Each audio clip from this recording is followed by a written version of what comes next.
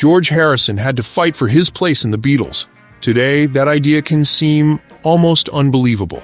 Harrison would eventually write some of the most celebrated songs in the Beatles' catalog, including Something, While My Guitar Gently Weeps, and Here Comes the Sun. But during the group's early years, his voice, as both a singer and songwriter, was often pushed into the background. While John Lennon and Paul McCartney dominated the songwriting, Harrison was usually given just one lead vocal on an album, sometimes singing material written by his bandmates rather than songs of his own. One of the clearest examples was I'm Happy Just to Dance With You from A Hard Day's Night. Lennon and McCartney wrote the song specifically for Harrison to sing in the Beatles' first feature film, but McCartney later admitted that it was hardly the kind of song they considered one of their finest compositions. In many years from now, McCartney described it as a formula song and explained that the pair knew how to construct a tune around a simple chord progression that would immediately appeal to Beatles fans. That was part of the reality of the Beatles' early years. Lennon and McCartney were under enormous pressure to keep producing songs that would satisfy an increasingly massive audience. Some songs were written because they were artistically important, others were simply songs that worked. I'm Happy Just to Dance With You belonged largely to the second category, and Harrison was the one who ended up singing it. It wasn't the first time Lennon and McCartney had handed Harrison a song. On Please Please Me, Harrison sang Do You Want to Know a Secret, another Lennon-McCartney composition. The song had been written with Harrison in mind, giving him another opportunity to step forward as a vocalist without yet having much material of his own. At the time, Harrison's songwriting voice was still developing.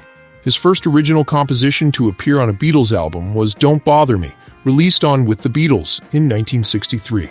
That meant that across the Beatles' first 3 albums, Harrison had only one self-written song. Compared with Lennon and McCartney, the difference was enormous. But Harrison still found ways to make his presence felt. When he wasn't singing Lennon-McCartney compositions, he often turned to songs written by other artists. Roll Over Beethoven, written by Chuck Berry, became one of his most recognizable early Beatles performances. He also sang Devil in Her Heart, originally recorded by the American girl group The Donays. The Beatles had become remarkably skilled at finding obscure American records, often discovering songs that British audiences had barely heard. George Harrison later recalled how Brian Epstein would acquire records that weren't necessarily hits, allowing the Beatles to search through them and discover material they could make their own. That process helped shape the band's early sound. But for Harrison, there was another consequence.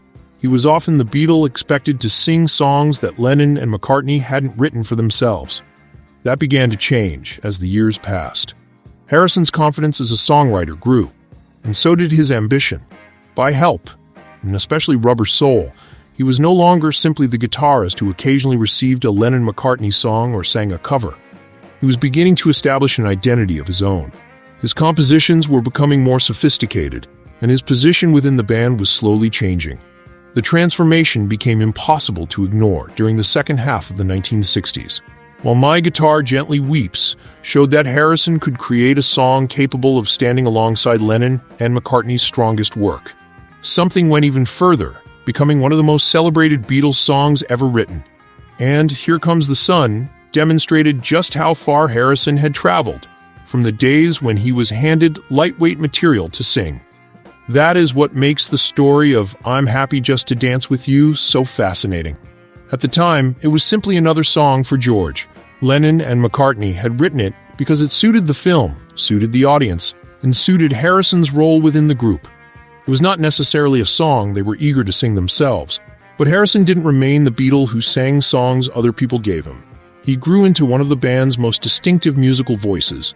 The irony is hard to miss. The guitarist who once had to rely on Lennon and McCartney for much of his vocal material eventually became the songwriter responsible for some of the Beatles' most enduring songs.